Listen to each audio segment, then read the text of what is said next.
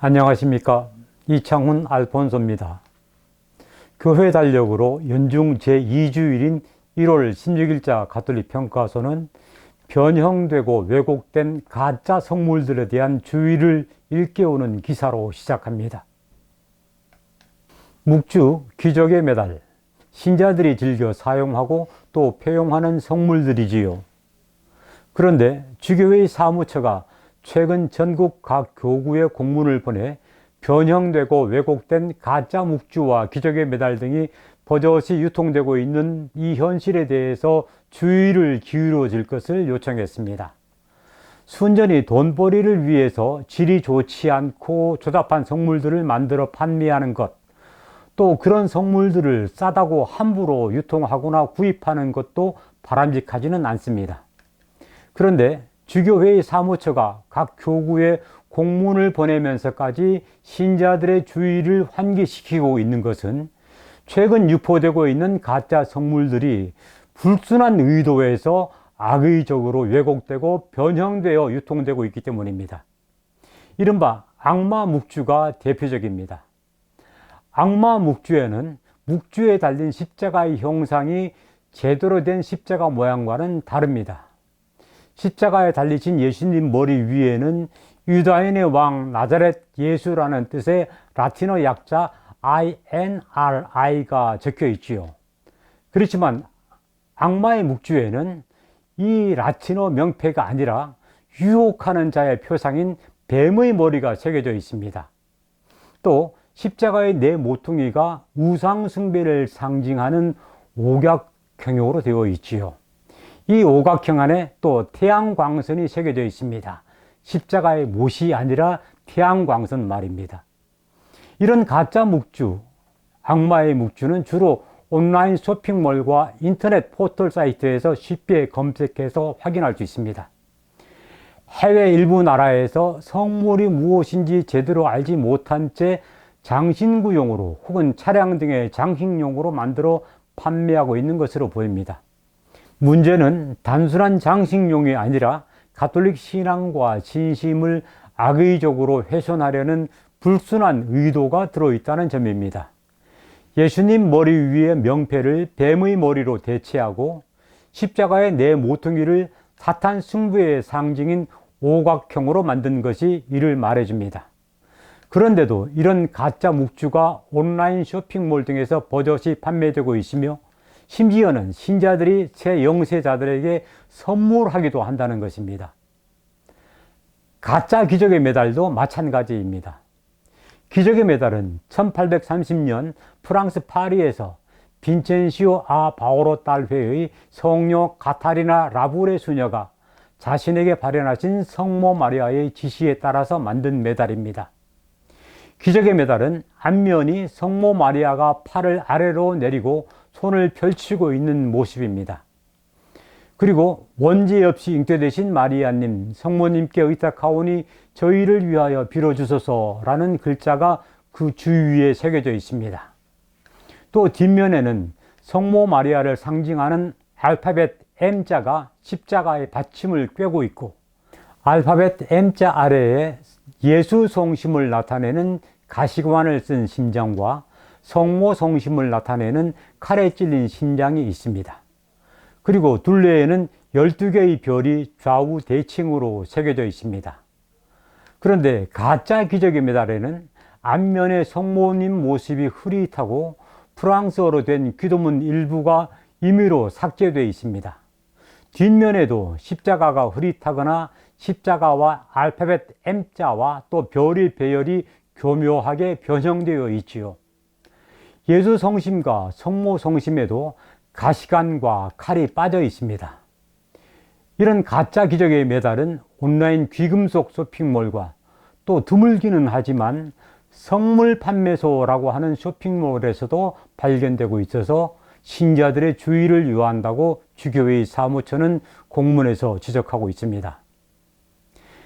가톨릭 신문이나 가톨릭 평화신문을 구독하시는 분들, 그리고 이 유튜브를 보시는 분들은 지금까지 말씀드린 가짜 묵주와 가짜 기적의 메달 등에 현혹되지 마시기를 바랍니다. 또 주위에 이런 가짜 성물들을 사용하시는 분이 있으면 주의를 일깨워 주시고 폐기 처분하도록 해주시면 좋겠습니다. 여기서 한 가지 더 살펴보고 넘어가도록 하지요. 성물은 무엇이고 또 신자들은 성물을 어떻게 다루어야 할까요? 성물은 쉽게 말해서 하느님을 경배하고 기도하는 데 사용되는 물건을 말합니다. 미사 때 사용하는 각종 제구들을 비롯해서 성화와 성상, 상본, 십자고상, 묵주, 그리고 기적의 메달과 스카풀라 같은 패들이 모두 성물에 해당하지요. 이런 성물들은 사제의 축성이나 축복을 받기 전에는 다른 여느 물건들과 다를 바가 없습니다. 하지만 축성이나 축복을 받고 나면 성물로 여겨서 존경스럽게 다루어야 하며 함부로 사용해서는 안 됩니다. 그런데 성물을 사용하다가 깨뜨리거나 혹은 망가져서 못 쓰게 될 경우에는 어떻게 처리해야 할까요? 일단 축성이나 축복을 받은 성물은 못 쓰게 되면 아낀다고 다른 데 사용해서는 안 됩니다. 파기해야 합니다. 못 쓰는 성물들은 본당에 가지고 가면 본당에서 모아서 일괄적으로 파기합니다. 그렇지 않을 경우라면 땅에 묻어버리면 됩니다. 제가 성물에 관해서 이야기하면서 축성과 축복이라는 표현을 계속해서 썼는데 축복과 축성이 어떻게 다른지도 이 기회에 알아두시면 좋겠습니다. 축성이란 축복해서 성별한다는 뜻으로 사람이나 물건을 하느님께 바쳐 거룩하게 하는 것을 말합니다. 미사 때 하는 빵과 포도주의 축성, 성품 성사에서 사제나 주교의 축성, 성당과 제대의 축성, 수도자 축성 등이 여기에 해당합니다. 반면에 축복은 하느님의 복을 비는 행위이지요. 이 행위는 사람을 축복할 수도 있고 사물을 축복할 수도 있습니다. 신자들이 새 집으로 이사를 하거나 새 차를 샀을 때 시모님께 집 축성해 주십시오, 차 축성해 주십시오 하고 요청하는데 이것은 잘못된 표현입니다. 차 축복해 주십시오, 집 축복해 주십시오 하고 말하는 것이 정확한 표현입니다. 다음 소식입니다. 춘천교구장 김주영 주교가 강원도민을 대상으로 신년사를 발표했습니다. 교구장 주교가 지역 신자들이 아닌 지역민 전체를 대상으로 신년사를 발표한 것은 극히 이례적입니다.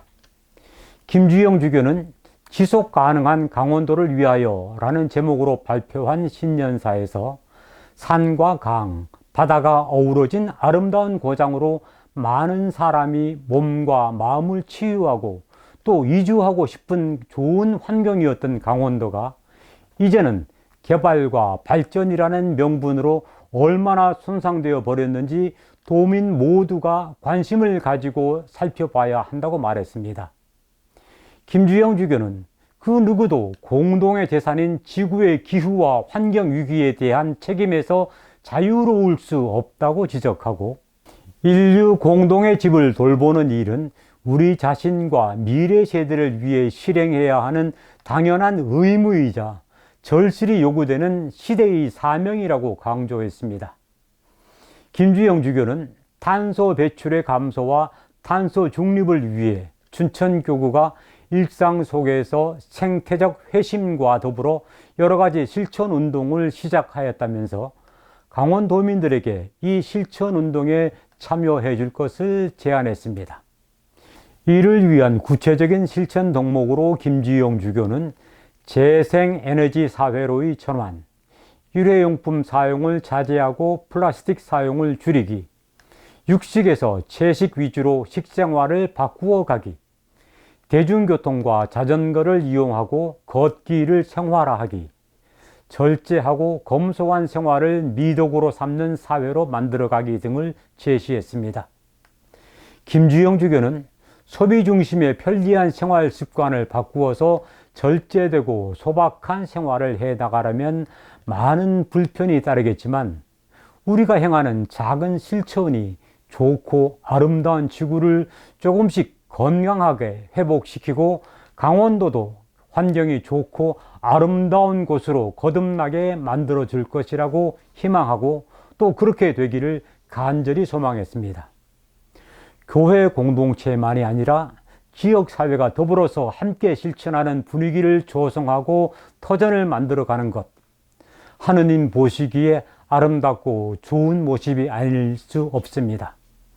강원도민을 향해 함께 실천해 나가자고 호소하는 김주영 춘천교구장 주교의 신년사가 신선하게 다가옵니다. 이어서 간추린 단신 몇 가지 전해드립니다. 가톨릭과 개신교의 협의체인 한국그리스도교 신앙과 직제협의회는 18일부터 시작하는 그리스도인 일치 기도 주간을 맞아 담화를 발표하고 인간의 존엄, 특히 가장 가난한 이들과 가장 약하고 소외된 이들의 존엄을 수호하는 데 헌신하자고 요청했습니다. 레지오 마리에 광주 세나투스는 지난 8일 한국에서 레지오 마리에를 처음 시작한 목포 산정동 본당 순교자 기념 성당에서 광주 대교구장 김희중 대주교 주례로 레지오 마리에 창설 100주년 기념 미사를 봉헌하고 더 성숙한 신앙생활과 더 큰 희생과 봉사를 다짐했습니다. 수원교구 광교 일동 성당이 최근 수원시가 제정한 2021 수원시 디자인 대상에서 건축물 분야 수원 디자인상을 수상했습니다. 한국 화가 김정자 마리스텔라 화백이 3일 향년 88세로 선종했습니다. 지난 한 해 전 세계에서 사제 13명, 수녀 2명, 수사 1명, 평신도 6명 등 가톨릭 선교사 22명이 복음을 전하다가 희생됐다고 교황청 인류복음화성 선교 소식지 피데스가 보도했습니다. 1월도 어느덧 중순을 지나고 있습니다. 1년 중 가장 춥다는 소한과 대한 사이에 끼인 이번 한 주간은 계속 영하의 날씨를 보일 것으로 예상됩니다. 건강에 각별히 유의하시기 바랍니다. 가톨릭 평가소 여기서 마치고 저는 다음 주에 다시 찾아뵙겠습니다. 고맙습니다.